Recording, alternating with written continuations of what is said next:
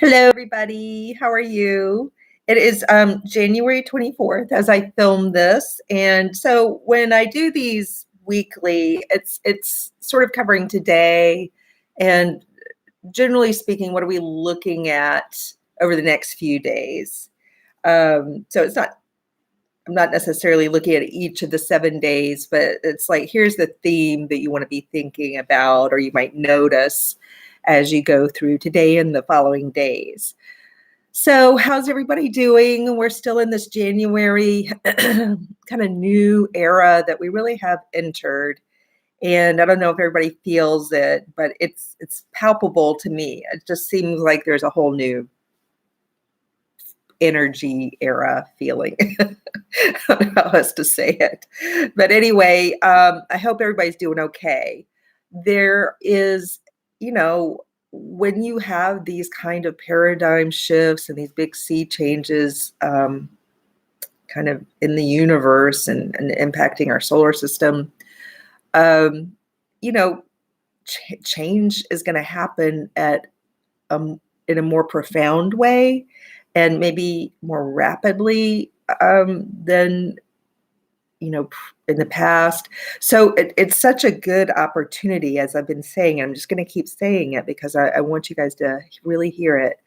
That the opportunity this year to really transform yourself.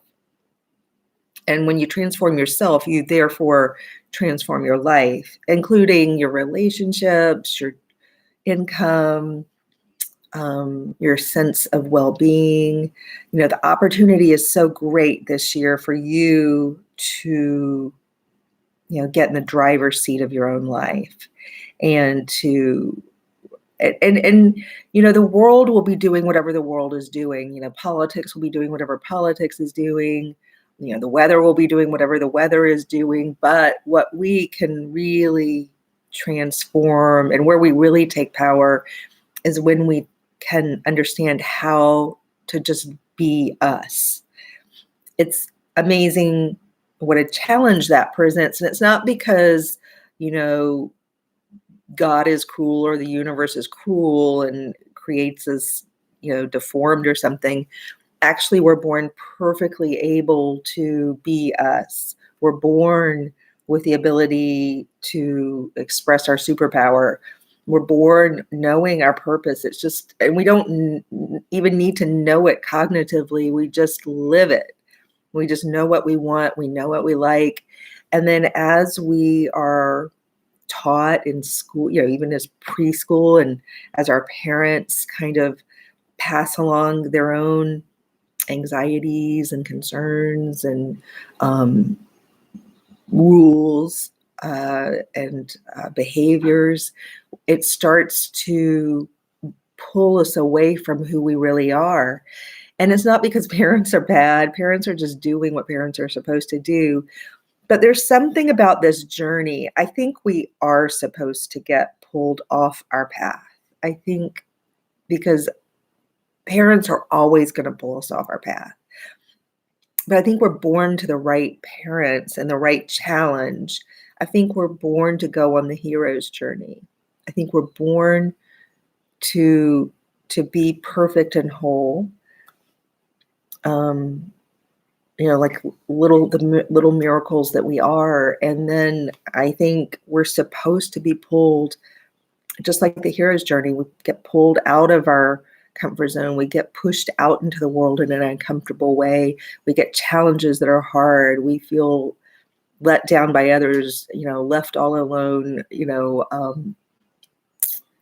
hopeless even sometimes. That's the hero's journey. There's a reason why this hero's journey cycle that's in all the great sagas and even the current great kind of epic stories that you read or see in the movies. Usually they're based on the epic books. You can think of Lord of the Rings or Harry Potter or the what's the one with the woman who's Katniss Everdeen. I always forget the name of that series, but I remember her name. I want to throw in a female hero because women go on hero's journeys too. All of us do. And, I think we're supposed to get pulled off the path and then have to find our way back home. There's something about that journey that enriches us and shapes us, and somehow it's what we're here to do. Don't ask me why. There's some divine purpose to that. There's something, I believe in a whole universe, like that we are all one. So it's like the universe getting to know itself, or the divine getting to know itself, and even improving upon itself. Something like that. I don't really know. I'm just guessing. You can think about it all day long and every day and still not really know. But there's something about the journey that we all go on, that you go on, that's very important, even if it's unpleasant, even if it's grueling, even if there's a lot of grief involved. There's something about that journey that you're here to do, and you're not here to stay in grief or stay in trauma. You're here to find your way back home to yourself and to the perfect you that you are, to your light within. You're here to do that. And again, life is kind of a mystery. I don't know exactly why, but you're not meant to stay in grief, trauma, and hardship, and, that grueling place that sometimes we can get pulled to through life circumstances. We're meant to wake up at some point in our lifetime. Usually it's around midlife, but it can be at any time. I think increasingly it's happening younger and younger, to people younger and younger. But, at some point you wake up and you realize that you literally have this sensation of being far away from home. Even though you could be like standing in your home when you have this realization. But you have the sense you've gotten way off track. It usually hits in the 40s. And that's what people can freak out. People do like really crazy things in their 40s because it's such a bizarre awakening process. And we're all meant to wake up. Again, I think some people do it younger, but definitely in the 40s, that midlife crisis, I think, is exactly that. You just realize something's really wrong and you don't know what it is. And people deal with that in different ways. So this year, it's like we're all in midlife. No matter how old you are or how young you are, it's like we're all in this kind of an existential midlife crisis, and we're meant to find our way home. And as to how you do that, there's no one right way to do that, and there are luckily many good ways to do that. The astrology can help give you a little bit of a blueprint. It can kind of show you the way in a very general sort of way. But the reason I got into coaching is because coaching tools, when you learn to work with your own mind, your own spirit, when you learn to connect yourself in, a certain way, that's how you navigate. That's how you really create the action that you want. Astrology will bring an energy to you. Sometimes it will seem to bring things to you or shape your life for you. But really, if you observe the people who do best under the astrological influences, they're always doing something themselves. And so that's why the coaching piece to me is so important. And especially as somebody who really cares for other people, and having repeat clients where they're just stuck. I can tell they're not finding the relief they want, yet they come back to astrology hoping for relief. But astrology in and of itself is not going to provide the relief you want. It can show you the way, but then you have to know how to, somebody can show you how to climb Mount, like there's the way to climb Mount Everest, but unless you're prepared, unless you have the right equipment and some training and some help, you're probably not going to make it there and back.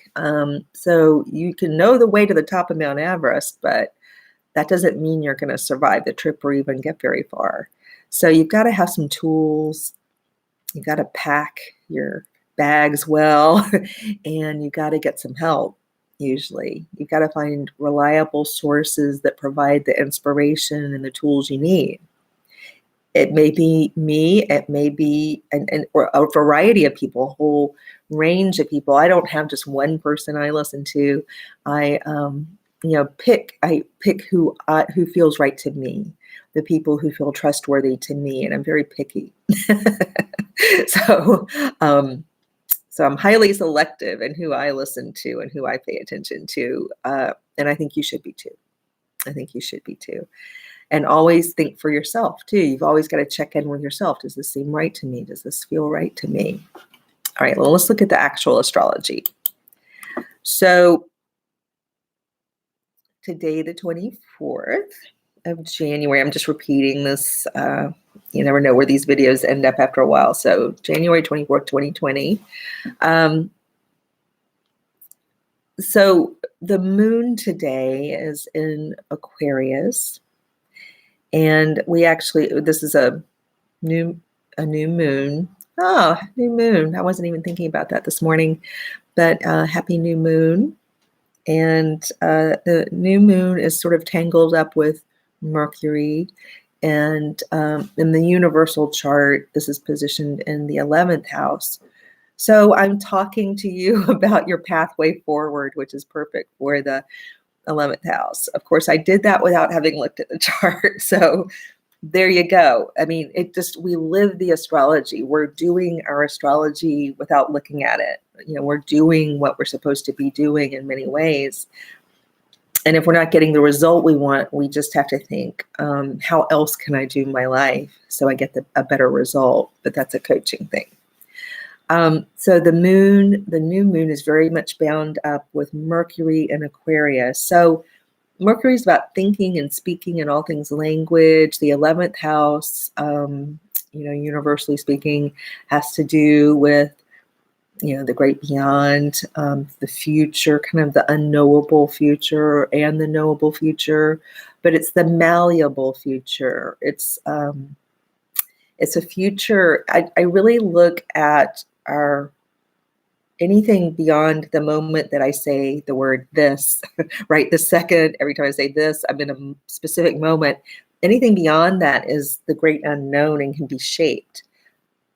I think of it as being malleable, like a gel or a jello or something kind of squishy.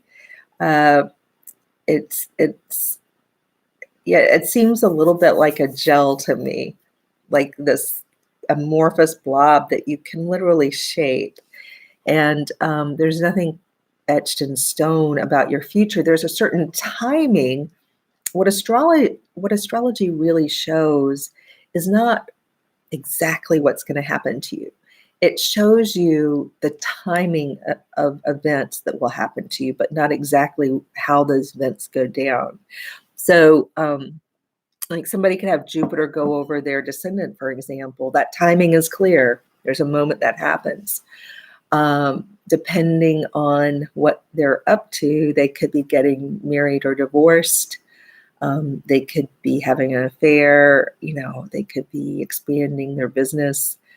They could be becoming very popular or feeling very popular. They could be overly focused on other people, not so much on themselves. A whole variety of things. You get to shape it. You get Jupiter there with all this expansive energy and, your realm of partnerships, and you get to shape what happens. So Jupiter's there. It's lending a hand. It's bringing in a lot, it's abundance of energy that it does. And this is just an example of how Jupiter can hit the descendant and portend all kinds of things. And it really depends on the person as to how that's going to go down.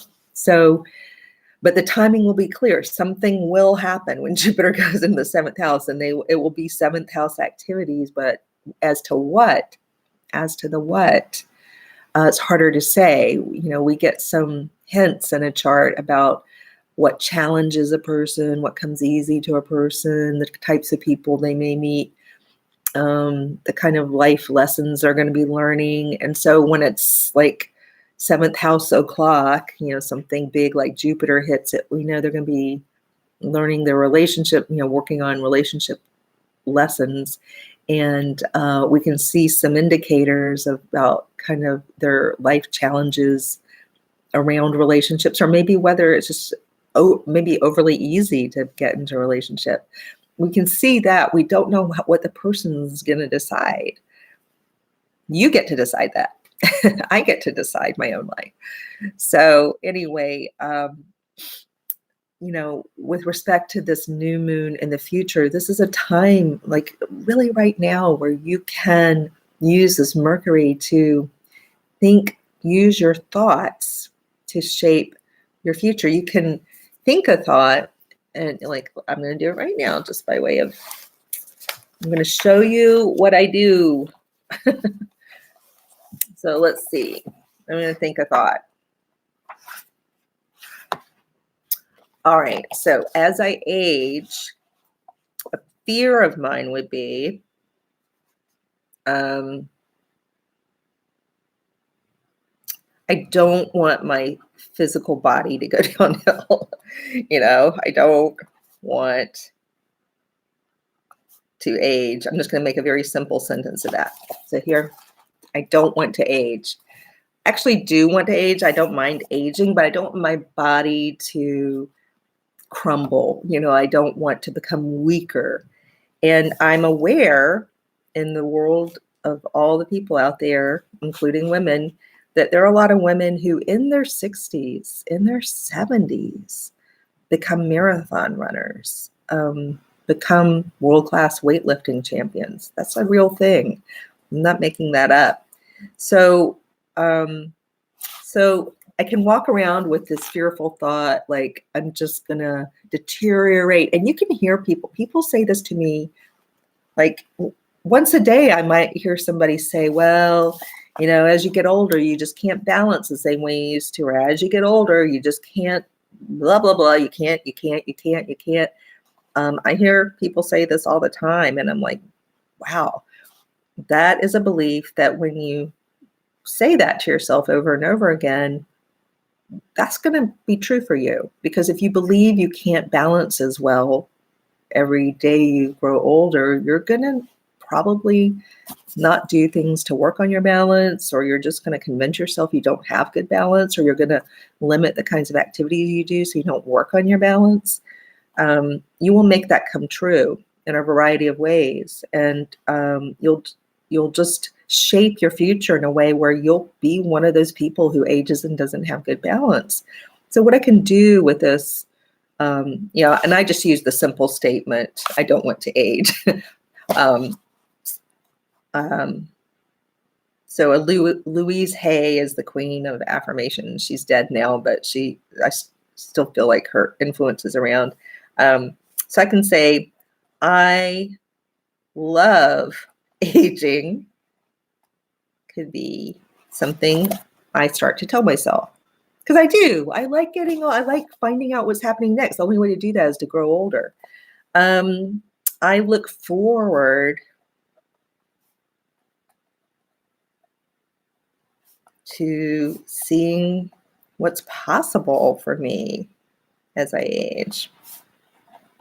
So what I'm doing and what I'm demonstrating here is I'm thinking, I'm concentrating, and I'm intentionally taking a fear and also kind of this like mythological belief a lot of people carry about age, and I'm grabbing that myth and that negative belief, and I'm thinking, well, I actually love aging. What's the alternative? I do look forward to seeing what's possible as I age, because some pretty amazing things have happened in my life that I never, in my 20s, I never thought my 50s would be interesting, but they're great. So now I'm going to try, I don't even have to try very hard, because I do love aging. I like going from minute to minute and not stopping. I do look forward to seeing what's possible as I age. So right now, by intentionally thinking, turning these thoughts to a positive and writing them down, I'm working with that Mercury. They're kind of this, it's a new moon, so it's a great time to set some new beliefs, new thoughts. And I'm shaping that amorphous gel into what I want it to be. If I'm going to age, I want it to be the way I want it to be. What's another one? I am excited and curious to see what happens in my life.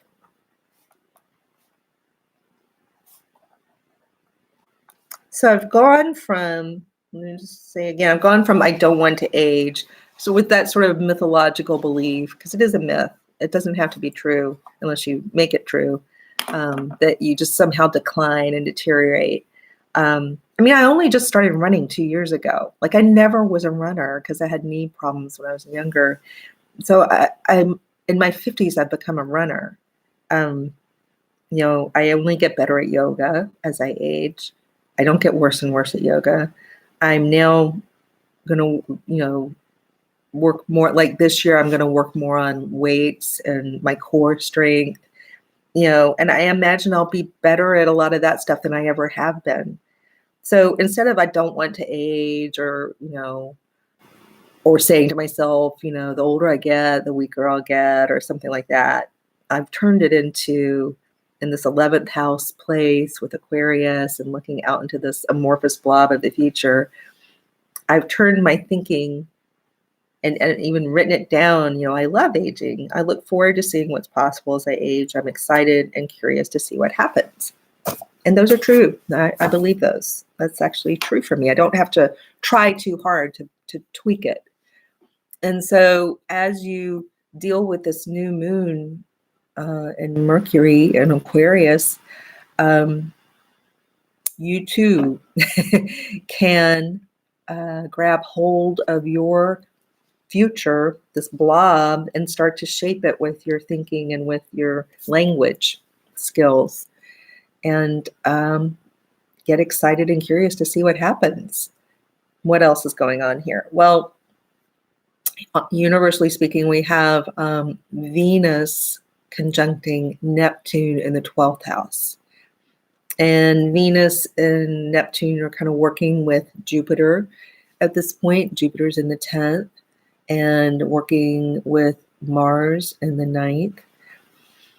So when Mars and Venus are in kind of a tight alignment as they are right now, things get interesting. You've got this masculine, feminine, this yin yang going on, and it's between a very internal psychological house and a very outward philosophical, worldview kind of place in the chart. So it is a great time to do this kind of dynamic, intentional believing and shaping your thoughts. It's especially good. It's also good for planning getaways, planning or actually going on little retreats, getaways.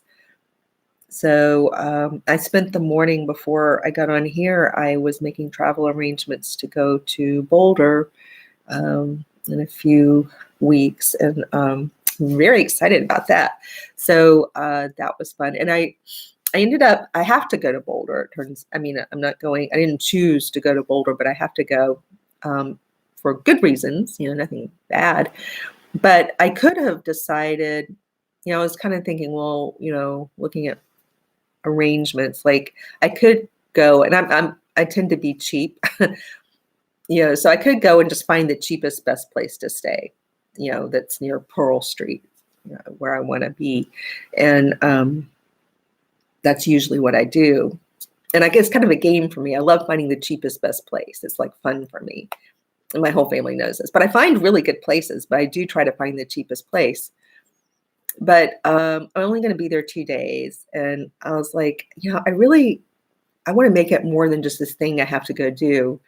And so I decided to, upgrade to a place that feels more resort-like and special, as a way to allow me to have kind of a getaway, even though it's not truly a getaway. I have to go there, but I'm also using it to do something nice for me. And then I, pulled some strings and did some stuff and, upgraded my flights. And I'm so pleased because now I'm really looking forward to it. And So it's a good time to figure out how can I, and I've been on a shoestring budget before. And so even then, at the times when I had the least money, I'm also good at finding ways to make it feel like more. And everybody can do this. And I think with Neptune and Venus together right now, working with Mars, if you want to design like some little getaways, and sometimes they can be armchair travel. Sometimes you just work with the space you have and turn the space you have into a more spa-like, retreat-like space. And I've done that before. And it works, it doesn't feel like less than, it actually feels like you created a kind of abundance. So no matter what your budget is, start like now under this new moon is a great time to think about how to support yourself and give yourself a retreat-like experience in your own life, a spa-like experience in your own life. In addition to doing all the other stuff, we do have Jupiter in the 10th house, and it's working with this Pluto Saturn. So there's some big meaningful things we're meant to be doing out in the world. It may not be for money. Some of you may be retired, and so the money may not be an issue. Some of you just don't need the money. But there's some bigger things we're meant to go out into the world to do. So as you go out and do big things, and big can be relative, you don't have to be, Gandhi or Mother Teresa, but big for you. And maybe with a big impact, even if you just start touching the lives of a few people, it may still ripple out and have a big impact. You just never know. And so as you go out and do big things, it takes energy. It takes a lot of energy, actually. And so being able to care for yourself and create kind of a retreat, spa-like environment inside your own mind, and then to create it maybe in your own home. And then maybe as you move out in the world, make sure you give yourself nice things. And I don't mean material things, but create nice experiences for yourself. And it has to start in the mind. And with Venus and Neptune, again, here, in the space of the kind of the universal mind right now, it's a great time to connect with your spiritual side. It's a great time to consider how you might create a more spa-like environment inside your own mind. Create a pleasant retreat or spa, relaxing experience inside your own self.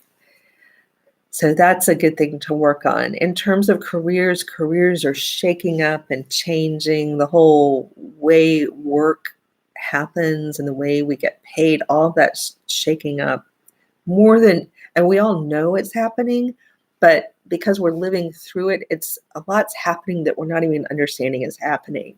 So to be shaping how you're going to make money, the best way in times like this, when there are these big sea changes and big monetary system changes, you can't control all that. But if you just learn to connect to your own guidance system, it'll navigate you through all the big stuff that's going on around you.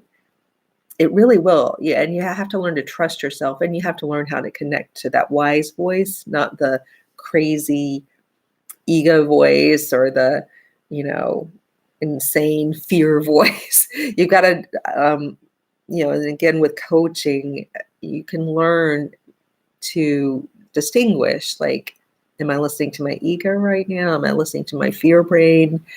Am I listening to true wisdom right now? And there's a way you can learn what's what. I can tell you that your wisdom never sounds scared. Your true wisdom never sounds like an egomaniac. Your true wisdom doesn't compare to others. Your true wisdom is very calm, very pieced out. And so when you're listening to a very calm, peaceful, relaxing, and it just feels like you can just breathe when you're listening to it, that's your true wisdom. Anything else is another version of your kind of ego, really, or your psyche, but it's not like your higher self. Your higher self is more connected. It either is your soul or spirit, or it's connected. They're kind of connected. I think there's kind of a conduit of the higher self that leads to the soul, but they're kind of connected and bound together as well. Again, I don't know how it works, but it's just kind of how it seems. But this is a good time to maybe practice connecting to that deep internal wisdom that's more godlike, that has got more of a divine presence to it. You feel it when you've tapped into it. Because, even though the divine is sometimes portrayed as a grumpy, angry old man, that's not really what your divine higher wisdom feels like inside. So you have to learn, first of all, that your spirit is very expansive and peaceful and loving and accepting. It's never judgmental, ever. So that's the voice you want to try to connect with. And that voice, when you can connect to it, will guide you through whatever you need to be guided through. So these are some nice things to be working on and thinking about, because there are some big changes going on, especially with how we make money. Somehow, for everybody, this is going to be a thing. And electronics, I think artificial intelligence and, the Internet of Things, this is going to become our reality too. So, and that's happening very quickly. So anyway, guys, again, you can let me know if you have questions. I'll try to get in here and answer as soon as I can. And just remember that you do have control of your life, even if you feel very disempowered right now. You do actually have control of your life, and you can make it more of what you want, and you can be surprised by what life becomes too. We can allow for some divine inspiration to strike and be a little spontaneous as well, because exciting, interesting things happen that we never even expected. And that can be really fun too. All right. So have a wonderful weekend and the first part of next week. Take care. Happy new moon.